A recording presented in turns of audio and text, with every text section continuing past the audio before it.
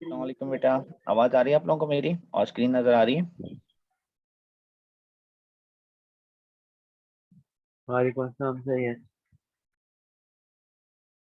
अच्छा।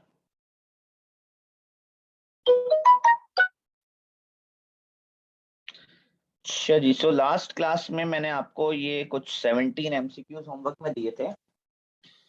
इसमें last 3 questions के आंसर्स गलत थे। ठीक है, तो मुझे ये बताएं कि इनमें से कौन से क्वेश्चन आप लोगों से सॉल्व नहीं हुए, किनमें प्रॉब्लम आ रही है। क्वेश्चन नंबर्स चैट में लिख दें, पहले मैं आपको वो करा दूं।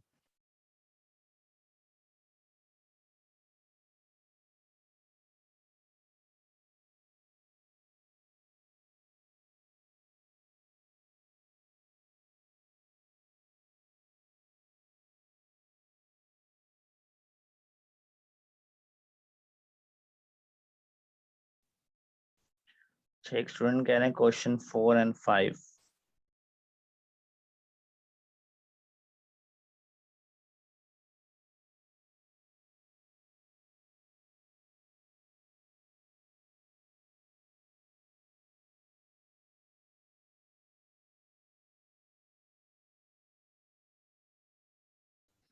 जी अहमद, माइक अनम्यूट करें बेटा। Yes sir.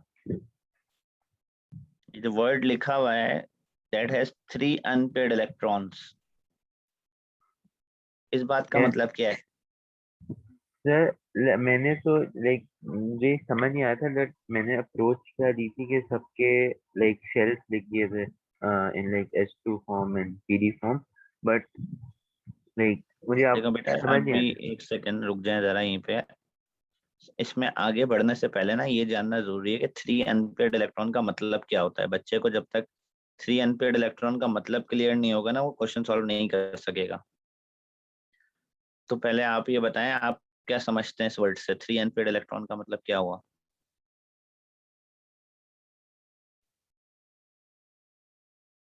सर जो एक और बनाओ। अहमद बता रहे हैं बेटा। No idea.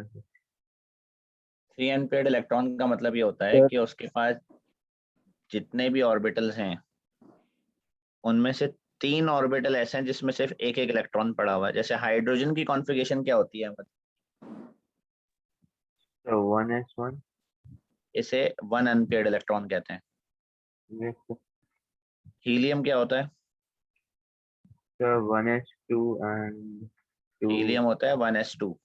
यस तो इसे 0 अनपेयर्ड कहते हैं, क्योंकि हीलियम में कोई भी अनपेयर्ड नहीं है। ओके। 1s2 क्या हुआ? 1s2 में 2 इलेक्ट्रॉन जब आएंगे तो 2 इलेक्ट्रॉन पेयर हो गए ना। यस सर, तो लाइक कोई अनपेयर नहीं रहा। इसको सर एक पेयर कहेंगे। सर ये बी होगा ना? बेटा जरा रुक जाएं, अभी अहमद भाई को समझाने दें, आंसर तो आ ही जाएगा। तो अहमद भाई ये बताएं, जब आप लिथियम पे जाएंगे प्रोटॉन नंबर 3 पे, तो कॉन्फ़िगरेशन क्या होगी? Sir 1s2 and 2s1। अब कितने अनपेयर्ड हैं? अब सर अगेन 1 अनपेयर्ड होगा। जब बेरिलियम पे जाएंगे 4, एक इलेक्ट्रॉन और ऐड होगा तो कॉन्फ़िगरेशन तो क्या हो जाएगी? 0 अनपेयर्ड हो जाएंगे sir, like 1s2 and 2s2। तो जो 3 अनपेयर्ड है ना, ये पॉसिबल ही तब होते हैं जब p सब शेल आए ओके। या ओ यस d आए। Sir, yes. ठीक है, अब जैसे आप कार्बन पे जाएंगे, कार्बन 6 है, यस सर। या बोरॉन 5 है, बोरॉन 5 की कॉन्फ़िगरेशन क्या होगी? Sir 1s2 2s2 and 2p1। तो ये तो एक अनपेयर्ड हुआ। Yes sir. कार्बन 6 पे क्या होगा? 2p2। तो ये जो दूसरा इलेक्ट्रॉन आएगा ना, ये उसी पेयर में नहीं आएगा, ये अनपेयर में आएगा। Yes sir. ये वाली बात। क्लियर सर, जगह। 2p3 क्या हुआ?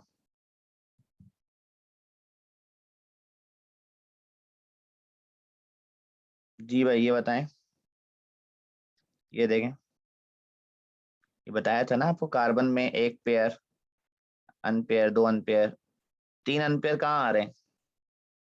सर नाइट्रोजन है सर। P3 में 3 अनपेयर्ड होते हैं। Yes sir. 2p3। इसके अलावा 3 अनपेयर्ड कहाँ हो सकते हैं बताएं? 2d3 में सर। D3 में और कहाँ हो सकते हैं? Like as we move on further F के अंदर भी हो सकते हैं F तो और सिलेबस में ही नहीं है ना। D में दोबारा कब हो सकते हैं? डी में D5 नहीं, no no not D5, D7 में 3 अनपेयर्ड होंगे। ओ यस क्यों? सर, क्योंकि 7 के 2 फिल हो गए orbitals and 3 are left, so that's 3 more unpaired. जी, तो 3 अनपेयर्ड का मतलब होता है या तो P3 की बात हो रही है, या या तो D7। D3 की बात हो रही है, या तो D7 की बात हो रही है। ठीक है, तो क्लियर। बच्चे को A ग्रेड लाना होगा ना। वो ये बात सुनते साथ उसके दिमाग में आएगा या तो ये P3 है, या तो ये D3 है, या तो ये D7 है। आई समझ में? यस सर, बिल्कुल क्लियर। Thank you. ये है P3, फॉस्फोरस।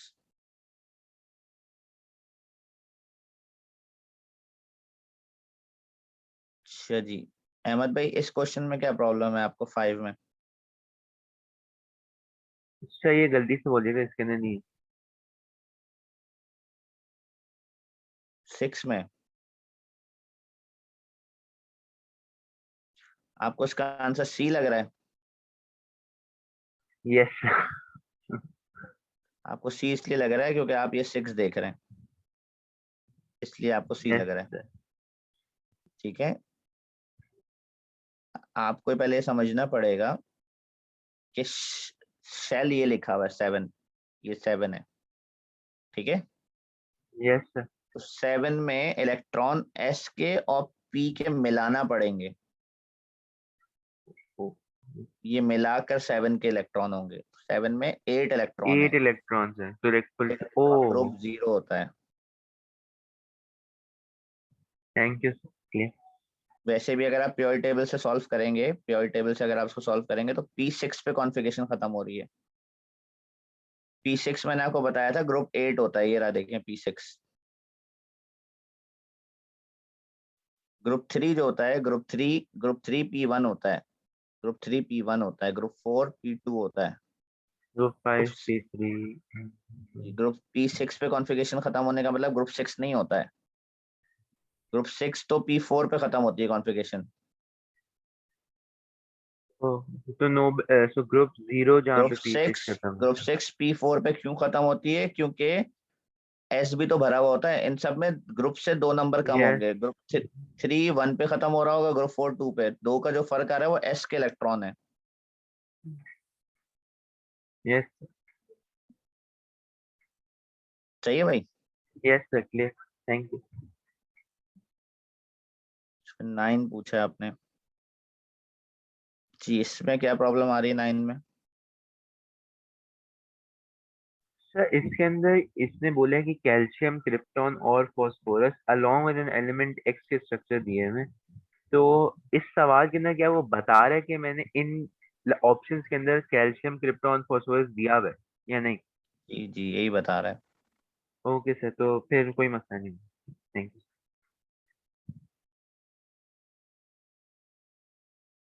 इसके अलावा हमसे सवाल पूछा है,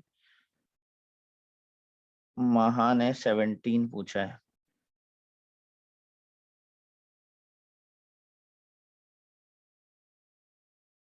जी महा, क्या प्रॉब्लम आ रही है बेटा? Sir, what does isolated mean in this question? Isolated means के उसके साथ कोई और एटम अटैच नहीं है, क्योंकि निकल जो होता है ना वो मेटल होता है। मेटल में मेटालिक बॉन्डिंग होती है। मेटालिक बॉन्डिंग में बहुत सारे एटम साथ में जुड़े हुए होते हैं। ठीक है, Okay, sir, understood. इस तरह से होते हैं मेटल्स के अंदर ना बॉन्डिंग, इस तरह जुड़े हुए होते हैं। तो उनमें से इलेक्ट्रॉन पहले से निकले हुए होते हैं। ठीक है, तो वो ये कह रहा है ऐसे नहीं, पहले इसको ऐसे सोचो कि पहले वो ऐसे एटम था, उसके बाद वो आयन बना। पहले उसको आइसोलेट करके सोचो दिमाग में। बस आइसोलेटेड का मतलब समझना था आपको इसमें। Yes, sir. अच्छा, किसी और स्टूडेंट की कोई प्रॉब्लम है इसमें क्वेश्चंस में?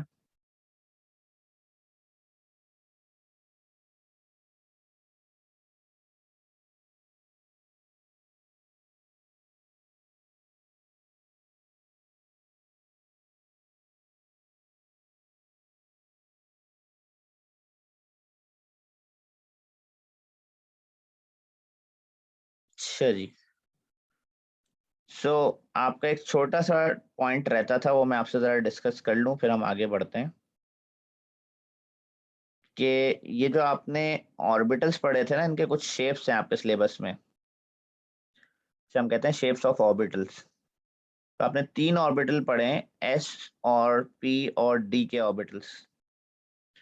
तो आपके सिलेबस में एएस के अंदर सिर्फ इनमें से 2 के शेप्स हैं, एस और पी के। डी के शेप्स A2 में है।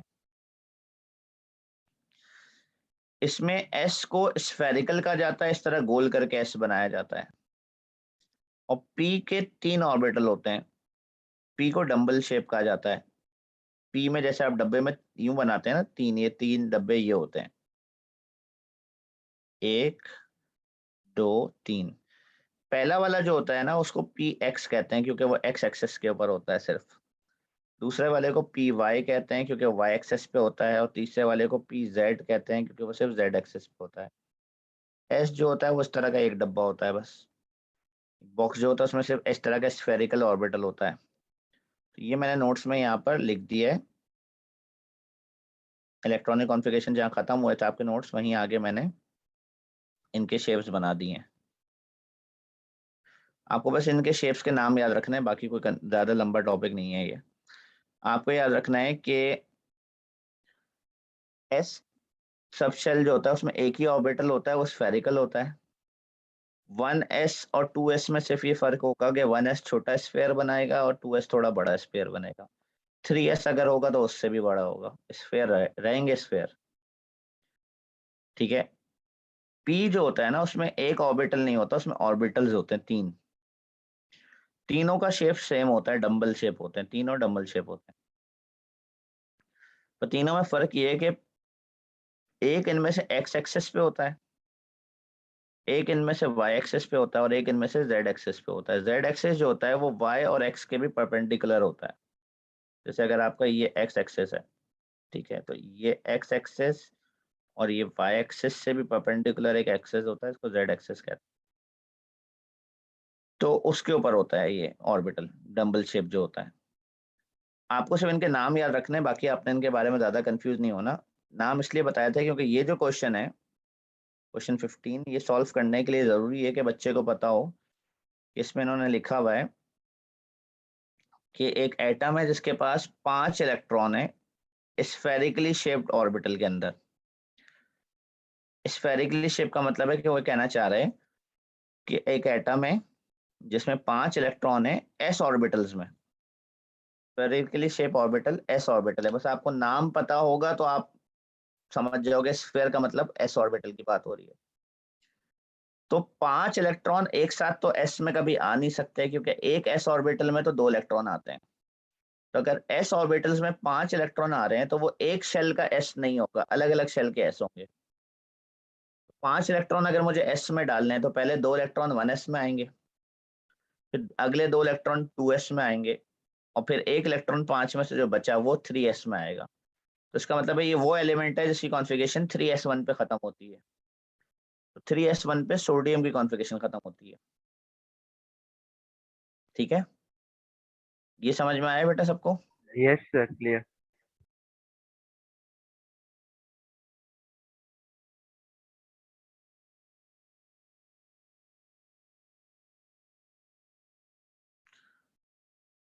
अच्छा जी, आज हम नया टॉपिक स्टार्ट करेंगे और उसका नाम है आयोनाइजेशन एनर्जी। ठीक है,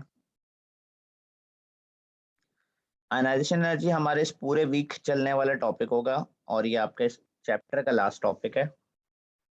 इसके बाद हम नेक्स्ट चैप्टर पे मूव ऑन कर जाएंगे इंशाल्लाह। सो इसमें सबसे पहला पॉइंट लिखा है, define and use the term ionization energy. आपको पता होना चाहिए आयोनाइजेशन एनर्जी क्या है। सेकंड पॉइंट है, construct equations to represent first, second and subsequent ionization energies. और उसके बाद थर्ड पॉइंट, फोर्थ पॉइंट हम पहले नहीं पढ़ेंगे, थर्ड एंड फोर्थ हम पहले नहीं पढ़ेंगे, हम पहले जाएंगे पॉइंट नंबर 6 पे। 1 2 पढ़ने के बाद डायरेक्ट हम पॉइंट 6 पे जाएंगे। Explain the factors influencing the ionization energies of elements in terms of nuclear charge, atomic or ionic radius, shielding by inner shell and subshells, and spin pair repulsion. तो आज हम 1, 2 और फिर डायरेक्ट पॉइंट नंबर 6 पढ़ेंगे। तो सबसे पहले हम पॉइंट नंबर 1 पढ़ेंगे कि व्हाट इज आयनाइजेशन एनर्जी। तो ये मैंने रेड कलर के बॉक्स में डेफिनेशन लिखी हुई है, ये बहुत इंपॉर्टेंट है, ये पेपर में 2 से 3 मार्क की आती है।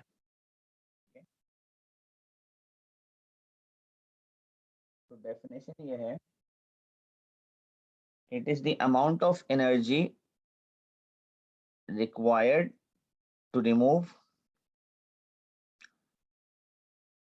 1 mole of electrons from 1 mole of gaseous atoms।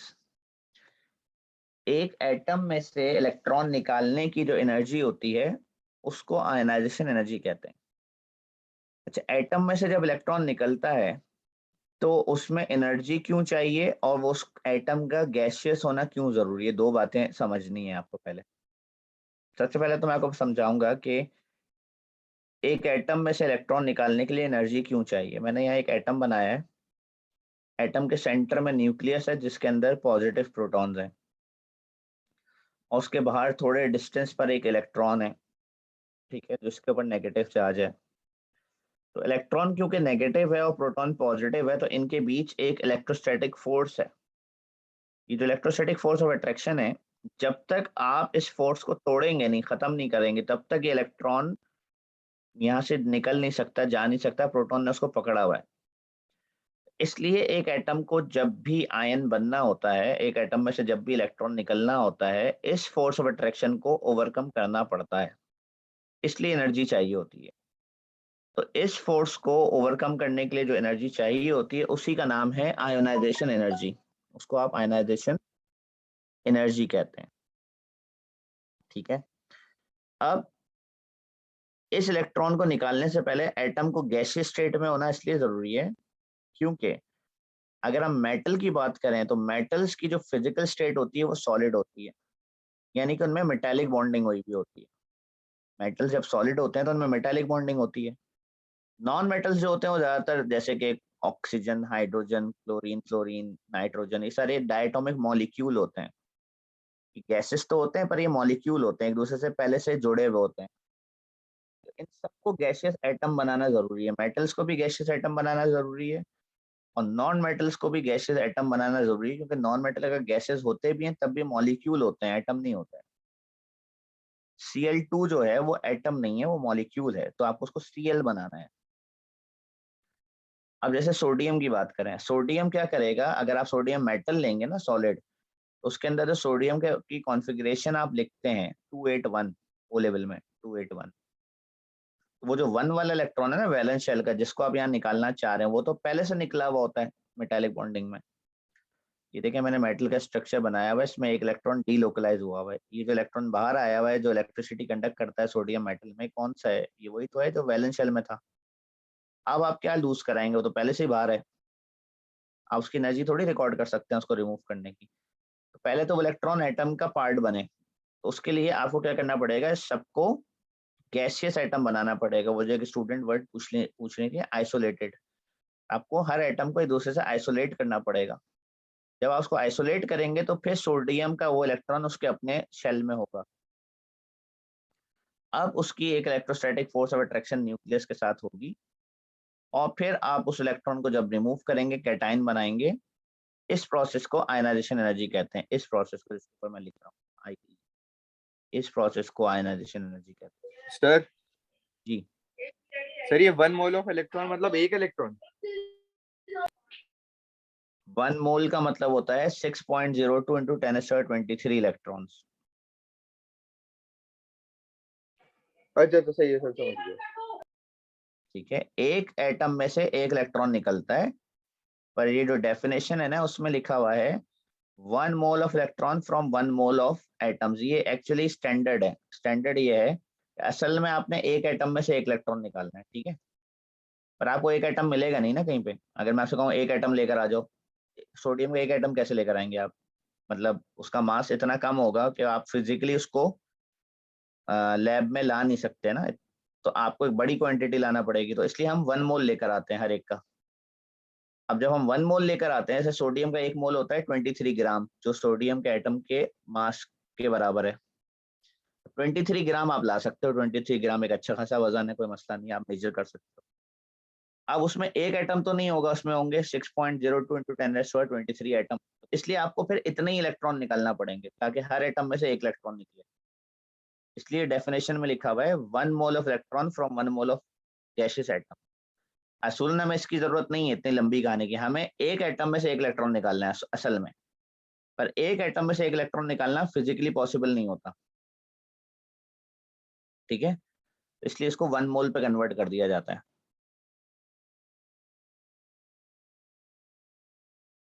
Clear. अच्छा, अब आपका जो पहला इलेक्ट्रॉन निकलता है ना, इसको हम कहते हैं फर्स्ट आयनाइजेशन एनर्जी। इसका मतलब है कि वो एनर्जी जो तुम्हें पहला इलेक्ट्रॉन निकालने के लिए चाहिए, ये गैसियस एटम में से निकलता है इलेक्ट्रॉन। तो अभी मैंने किसी भी एलिमेंट का सिंबल इस्तेमाल नहीं किया है, मैंने एक जर्नल सिंबल इस्तेमाल कर लिया, एक्स। एक्स के नीचे गैस लिखा हुआ है, बाद में वो एक्स के ऊपर +1 चार्ज आ गया है, मतलब एटम से वो कैटायन बन गया है, फिर भी उसकी फिजिकल स्टेट गैस ही है, आगे इलेक्ट्रॉन निकल गया, इसे फर्स्ट आयनाइजेशन एनर्जी कहते हैं। जब आप सेकंड इलेक्ट्रॉन निकालोगे, सेकंड आयनाइजेशन एनर्जी, तो दूसरा इलेक्ट्रॉन पहला निकलने के बाद निकलेगा, यानी कि स्टेप बाय स्टेप निकलते हैं इलेक्ट्रॉन। एक साथ आप 2 इलेक्ट्रॉन नहीं निकाल सकते, पहले एक इलेक्ट्रॉन निकलेगा क्यू में, 1 बाय 1 निकलते हैं, फिर दूसरा इलेक्ट्रॉन। तो जब दूसरा इलेक्ट्रॉन निकल रहा होगा, जिससे पहले ऑब्वियसली पहला इलेक्ट्रॉन निकल चुका होगा, तो दूसरा इलेक्ट्रॉन आप एटम में से नहीं निकाल रहे होंगे, आप गैसियस आयन में से निकाल रहे होंगे, वो +1 बन चुका होगा। तो सेकंड आयनाइजेशन एनर्जी है, उसमें +1 से +2 बनता है आयन। थर्ड में क्या होगा, +2 से +3 बनेगा, एंड सो ऑन। तो ये जो एनर्जीज हैं इलेक्ट्रॉन निकालने की, हम इन्हें मेजर करना चाहते हैं। हम ये मेजर करना चाहते हैं कि एक एटम में से इलेक्ट्रॉन को निकालने में कितनी एनर्जी चाहिए, ठीक है। उससे हमें पता चलता है कि वो इलेक्ट्रॉन एक्चुअली न्यूक्लियस से कितना करीब या कितना दूर था, ठीक है, या उसको न्यूक्लियस ने कितनी स्ट्रांगली हेल्ड किया हुआ था। ये इसलिए जरूरी है क्योंकि जब आप ये डाटा हासिल कर लेंगे कि एक एटम में से इलेक्ट्रॉन निकालने के लिए कितनी कितनी एनर्जी चाहिए, तो उससे आपको बहुत सारी इंफॉर्मेशन मिलती है एटम के बारे में, ठीक है।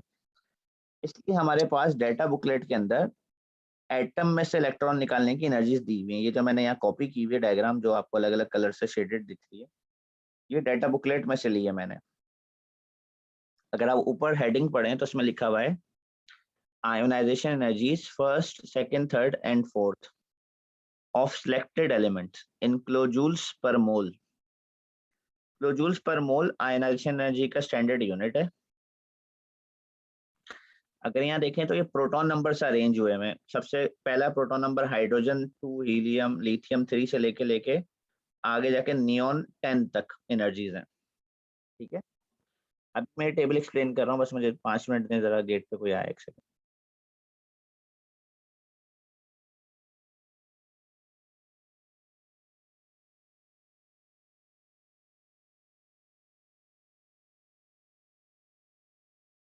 सर एक सवाल था।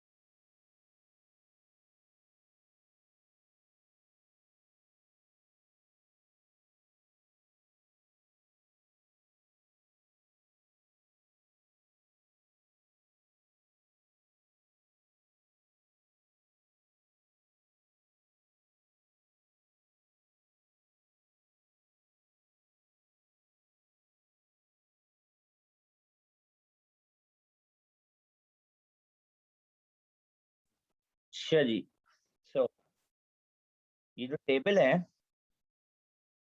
इसके अंदर पहला एलिमेंट है हाइड्रोजन। अब हाइड्रोजन में सिर्फ एक इलेक्ट्रॉन होता है, ठीक है, और उस इलेक्ट्रॉन को निकालने की एनर्जी जो है वो है 1310 किलोजूल्स पर मोल। आगे कोई एनर्जी हाइड्रोजन में नहीं दी हुई, क्योंकि हाइड्रोजन में एक से ज्यादा इलेक्ट्रॉन होता नहीं है। तो इससे सबसे पहली बात तो आपको ये प्रूफ मिला कि हाइड्रोजन में एक इलेक्ट्रॉन है, और उसकी एनर्जी से आपको समझ में आई कि वो इलेक्ट्रॉन कितना स्ट्रांगली हेल्ड है बाय द न्यूक्लियस। तो जब आप हीलियम पे जाते हैं, जो मैंने ब्लू कलर से हाईलाइट किया हुआ है, तो हीलियम में दो इलेक्ट्रॉन्स निकलते हैं। एक निकलता है 2370 पर एनर्जी पर, और दूसरा उससे ज्यादा एनर्जी रिक्वायर करता है रिमूव होने के लिए, 2520। इससे पहली बात तो ये समझ में आती है कि दो इलेक्ट्रॉन है हीलियम में, और दूसरी बात ये समझ में आती है कि जब दोनों इलेक्ट्रॉन की न्यूक्लियस से अट्रैक्शन डिफरेंट है, एक ज्यादा स्ट्रांगली हेल्ड है बाय द न्यूक्लियस क्योंकि हमें ज्यादा एनर्जी लग रही है। जितनी ज्यादा एनर्जी लगेगी ना आपको, उतनी अट्रैक्शन इलेक्ट्रॉन और प्रोटॉन की ज्यादा थी, इसका मतलब है। अच्छा, लिथियम में 3 इलेक्ट्रॉन निकले, पर पहले इलेक्ट्रॉन निकालने की एनर्जी बहुत कम हो गई, 519। इसका मतलब है लिथियम में से एक इलेक्ट्रॉन बहुत कम एनर्जी पे निकल रहा है, 519, यानी कि वो हाइड्रोजन के इलेक्ट्रॉन से भी वीकली अट्रैक्टेड था। तो इस एनर्जी की डाटा की एनालिसिस से जो एनर्जीज आ रही हैं, हमें एटम के बारे में पता लगता है। साइंटिस्ट एटम को देख तो नहीं सकते खोल के, तो इस एनर्जी के जरिए वो एटम को समझते हैं, ठीक है। ये जो डाटा सामने बोर्ड पे लिखा हुआ है ना, आपके सामने ये बोर्ड बोल रहा हूँ, आपकी स्क्रीन पे आ रहा है, इसको देखकर एटम को इमेजिन किया जा सकता है। अभी आप देखना नहीं शुरू कर रहे हैं, अभी थोड़ी देर तक आपको नहीं समझ में आएगी, 1-2 क्लासेस के बाद आपको इस डाटा का मतलब समझ में आएगा। जैसे first time student periodic table को देखे, क्लास 7, 8, 9 का बच्चा, उसको ये थोड़ी समझ में आएगा कि इस पीरियोडिक टेबल के अंदर पीछे s ऑर्बिटल है, p ऑर्बिटल है, d ऑर्बिटल है, उसको एटम के सबशेल्स का कॉन्सेप्ट थोड़ी समझ में आएगा। तो आपने पढ़ा है, तो अब आपको पीरियोडिक टेबल देख के समझ में आ रहा है। इसी तरह ये टेबल अभी आपको फर्स्ट इंस्टेंस में तो समझ नहीं आएगा कि वैल्यूज क्या लिखी हुई है, पर अभी जब मैं इसकी एनालिसिस आपको करके दूंगा पूरा, तो आपको समझ में आएगा अच्छा इससे एटम किस तरह रिप्रेजेंट होता है, ठीक है। अच्छा, अगर हम देखें बेरिलियम का प्रोटॉन नंबर 4 है, तो उसके 4 इलेक्ट्रॉन है, जो मैंने रेड कलर से हाईलाइट किए, चारों इलेक्ट्रॉन को रिमूव करने की एनर्जी दी हुई है। पर ये जो मैंने पीच कलर से प्रोटॉन नंबर 5 बोरॉन का लिखा हुआ है ना, इसके 5 इलेक्ट्रॉन है, तो इसके 4 इलेक्ट्रॉन की एनर्जी दी हुई है। पांचवें के लिए मैंने आगे एक शेड किया हुआ है, पांचवा इलेक्ट्रॉन की एनर्जी एग्जिस्ट तो करती है, हमारे पास डेटा में अवेलेबल नहीं है। मतलब हमारे पास जो डेटा बुकलेट दी है, उसमें 4 से ऊपर इलेक्ट्रॉन की एनर्जी दी नहीं है। इसका ये मतलब नहीं है कि उसके अंदर 4 से ज्यादा इलेक्ट्रॉन निकल नहीं सकते, या उसके 4 इलेक्ट्रॉन हैं सिर्फ उसमें। बोरॉन के पास 5 इलेक्ट्रॉन है, उसके पांचों इलेक्ट्रॉन निकल सकते हैं। पांचवें की एनर्जी अगर किसी को देखनी है तो उसको गूगल से देखना पड़ेगी, आपके पास इतना बड़ा डाटा नहीं दिया हुआ, उन्होंने 4 तक लिमिट किया हुआ है। तो जैसे आखिरी डाटा में इसमें एटम है नियॉन, उसमें 10 इलेक्ट्रॉन है, तो उसके तो 10th तक एनर्जी होगी, ठीक है। पर आपके पास फर्स्ट 4 की दी हुई है, सिलेबस डिजाइन इस तरह से। ये बात समझ में आई बेटा यहाँ तक सबको? फिर आगे बढ़े हम।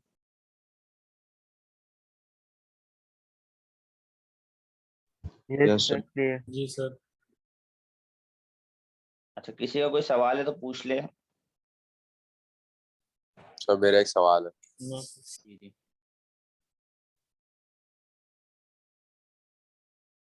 बोलो बेटा। सर जब हम ये निकालते हैं आयोनाइजेशन एनर्जी, तो उसमें हमें किस किस के यूनिट चाहिए होते हैं? मतलब केमिकल का यूनिट चाहिए होता है, मोल।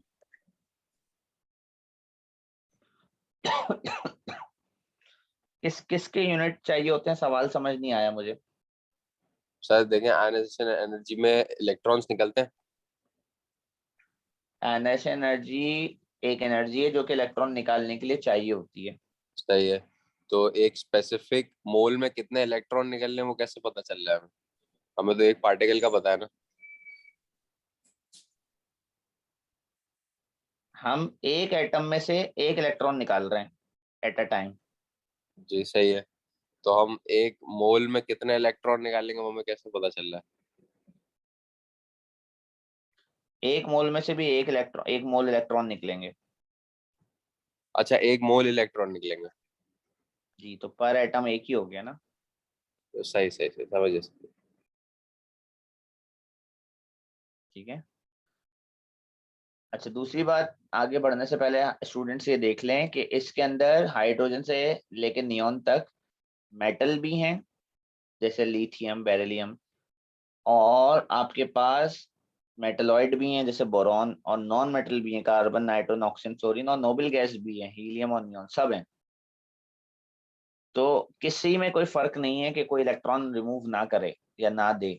अगर कोई बच्चा दिमाग में ये लेकर आ रहा है कि ओ लेवल का कॉन्सेप्ट अक्सर बच्चों के दिमाग में होता है, जो अपनी जगह ठीक है, कि मेटल इलेक्ट्रॉन देते हैं, नॉन मेटल इलेक्ट्रॉन लेते हैं, ऐसा आयोनिक बॉन्डिंग में होता है। जब मेटल्स और नॉन मेटल को अपने आप में छोड़ दिया जाए तो मेटल इलेक्ट्रॉन दे देता है, नॉन मेटल इलेक्ट्रॉन ले लेता है, वो बात अपनी जगह ठीक है। और नोबल गैसेस इलेक्ट्रॉन का लेन देन करता ही नहीं है। ये कोई आयनिक बॉन्डिंग नहीं हो रही, इन्हें एक मशीन में डाला जाता है, मशीन जबरदस्ती जितने इलेक्ट्रॉन होते हैं ना उनको एक एक करके खींचती है, और खींचने में उसको जितनी ताकत लगती है, एनर्जी, उसको वो रिकॉर्ड करती जाती है।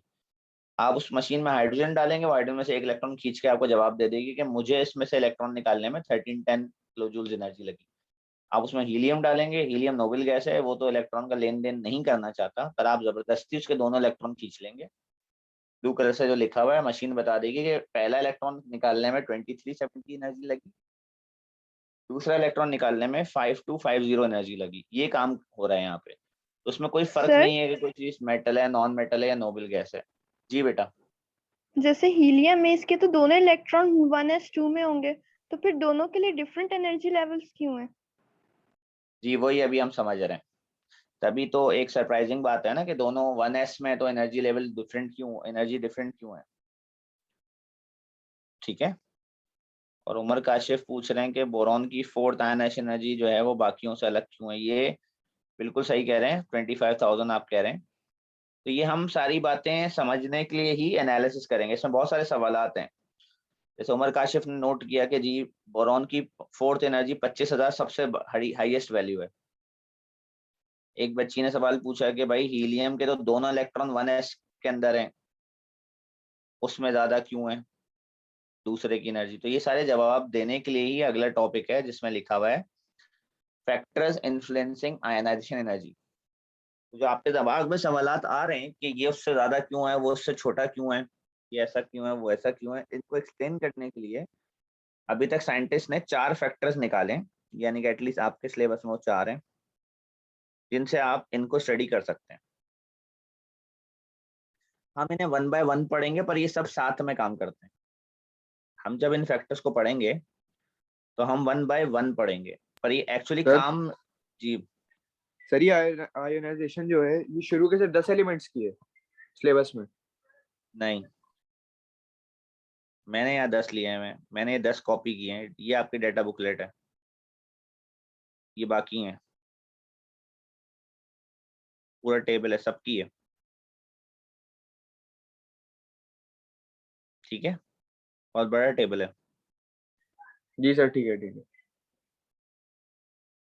मैंने शुरू के 10 लिखे हुए हैं यहाँ पे, बाकी तो डेटा बुकलेट में है आपके पास।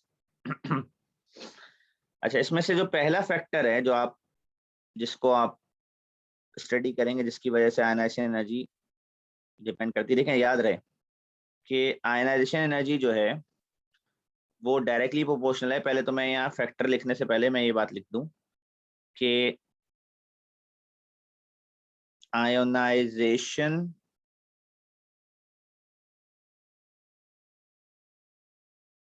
energy is directly proportional to the strength of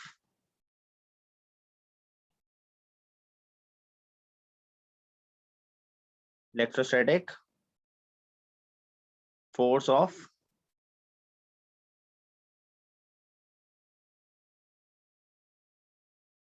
attraction between electrons and protons। Electron और प्रोटॉन के बीच इलेक्ट्रोस्टैटिक फोर्स जितनी स्ट्रांग होगी, आपको उतनी ज्यादा एनर्जी लगेगी। ठीक है। ये सिंपल रूल है जो ध्यान में रखिएगा। तो पहला फैक्टर जो कि इस एनर्जी को कम ज्यादा कर सकता है वो खुद है प्रोटॉन। इसको हम कहते हैं न्यूक्लियर चार्ज। न्यूक्लियस के अंदर कितना चार्ज है, न्यूक्लियर चार्ज का मतलब सिंपली प्रोटॉन्स है। ठीक है, तो इसमें हम ये कहते हैं कि अगर बाकी फैक्टर्स चेंज ना हो, बाकी फैक्टर्स कांस्टेंट रहें, सिर्फ एक फैक्टर चेंज हो, प्रोटॉन चेंज हो, number of protons in nucleus, एक न्यूक्लियस में जितने प्रोटॉन है वो डायरेक्टली प्रोपोर्शनल होते हैं स्ट्रेंथ ऑफ इलेक्ट्रोस्टैटिक फोर्स के। ठीक है, जितने प्रोटॉन ज्यादा होंगे उतनी आयनाइजेशन एनर्जी ज्यादा लगेगी। इसकी एग्जांपल हमारे पास है, इसको समझने के लिए हमारे पास एग्जांपल है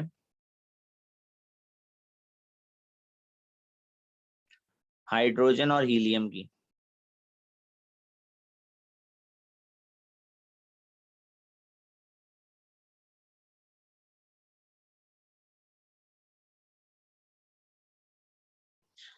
हाइड्रोजन के एक स्टूडेंट ने बताया कि इलेक्ट्रॉनिक कॉन्फ़िगरेशन है 1s1 और हीलियम की है 1s2। अगर ओ लेवल के दिमाग से देखा जाए तो ओ लेवल का दिमाग आपका ये कहेगा कि हाइड्रोजन में सेंटर में एक न्यूक्लियस है और न्यूक्लियस के बाहर एक इलेक्ट्रॉन है। हीलियम में आपके पास न्यूक्लियस है,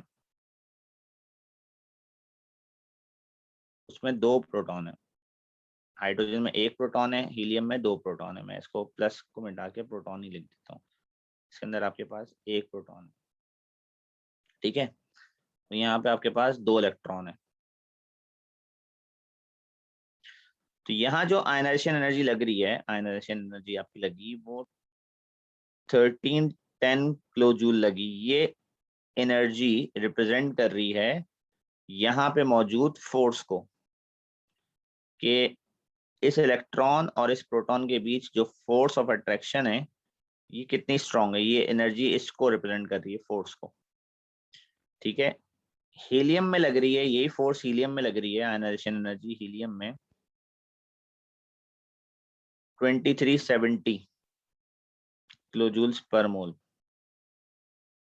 ठीक है, तो इसका मतलब है कि यहाँ जो फोर्स है उसकी स्ट्रेंथ हाइड्रोजन से ज्यादा है।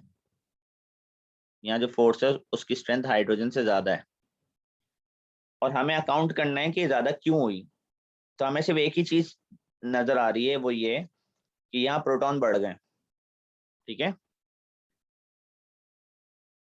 First ionization energy of helium is greater than hydrogen as it has more protons, क्योंकि इसके पास प्रोटॉन ज्यादा हैं। ठीक है, ये बात समझ में आई बेटा? पहला फैक्टर क्लियर है सबको? Yes sir, clear. अभी मैं डायरेक्टली जंप नहीं करूंगा उस सवाल पे जो वो स्टूडेंट पूछ रही थी कि हीलियम की दूसरी एनर्जी 5230 जो दूसरा इलेक्ट्रॉन की है वो ज्यादा क्यों है। वो हम थोड़ा आगे आएगी, अभी टॉपिक आगे आएगा, थोड़ा इसको एक सीक्वेंस में पढ़ाना पड़ेगा।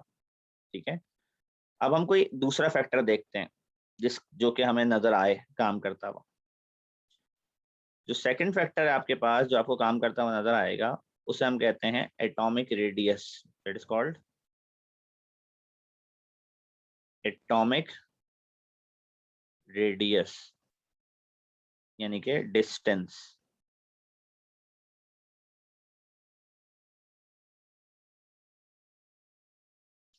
इसमें हम लिखते हैं कि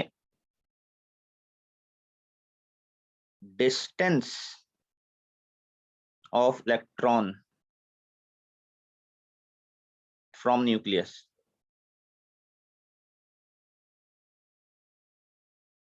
is inversely proportional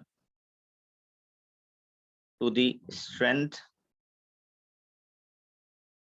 of electrostatic force।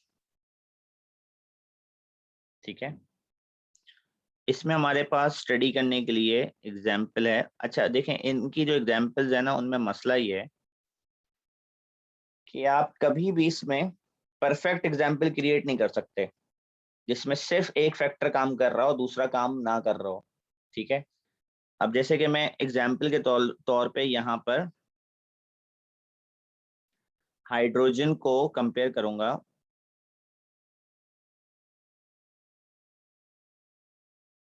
Lithium से, या आप चाहें तो आप हीलियम और लिथियम को कर लें, वो ज्यादा क्लोज है एक दूसरे से। हीलियम और लिथियम कर लें। अब हीलियम है 1s2, लिथियम है 1s2 और 2s1। अगर ओ लेवल के दिमाग से देखें तो हीलियम के न्यूक्लियस में 2 प्रोटॉन है, लिथियम के न्यूक्लियस में 3 प्रोटॉन है। हीलियम का फर्स्ट शेल वैलेंस है, इसमें 2 इलेक्ट्रॉन है, और उसकी फर्स्ट आयनाइजेशन एनर्जी जो है, पहली आयनाइजेशन एनर्जी, वो आपने 2370 किलोजूल्स बता दी है पर मोल, जो कि यहाँ मौजूद एक इलेक्ट्रोस्टैटिक फोर्स को रिप्रेजेंट करती है कि यहाँ इलेक्ट्रोस्टैटिक फोर्स कितनी है। ठीक है, लिथियम में क्या हो रहा है कि लिथियम में फर्स्ट शेल में 2 इलेक्ट्रॉन है जो कि पहले रिमूव नहीं होते। रिमूव हमेशा वैलेंस शेल इलेक्ट्रॉन होता है, आउटर शेल इलेक्ट्रॉन। ठीक है,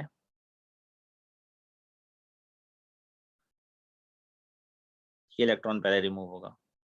यहाँ इस इलेक्ट्रॉन और न्यूक्लियस के बीच जो अट्रैक्शन है, ये वाली, ये है 519 किलोजूल्स पर मोल आयनाइजेशन एनर्जी, यानी कि काफी वीक है वो उससे। ठीक है, वजह है रेडियस। अगर आप रेडियस देखें दोनों का, रेडियस में आपको बहुत फर्क नजर आएगा। ठीक है,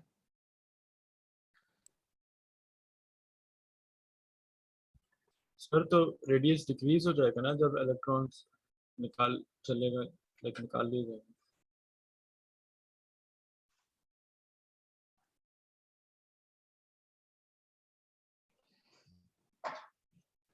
इसका हीलियम का रेडियस है 0.14 और लिथियम का रेडियस है 0.15।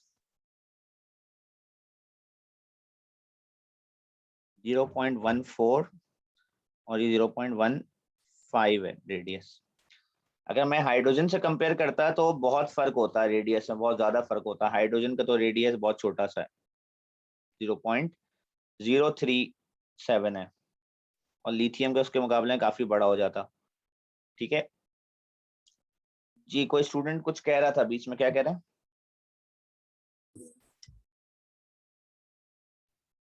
सर मैं ये कह रहा था कि एटॉमिक रेडियस कम हो जाएगा ना जब इलेक्ट्रॉन्स को निकाल लेगा। जी, वो तो आयन बन जाएगा ना।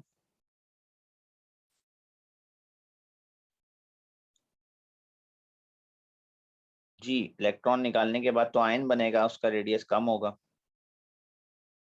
सही सर। अभी तो हम एटम का रेडियस पढ़ रहे हैं। सर मेरा एक सवाल था।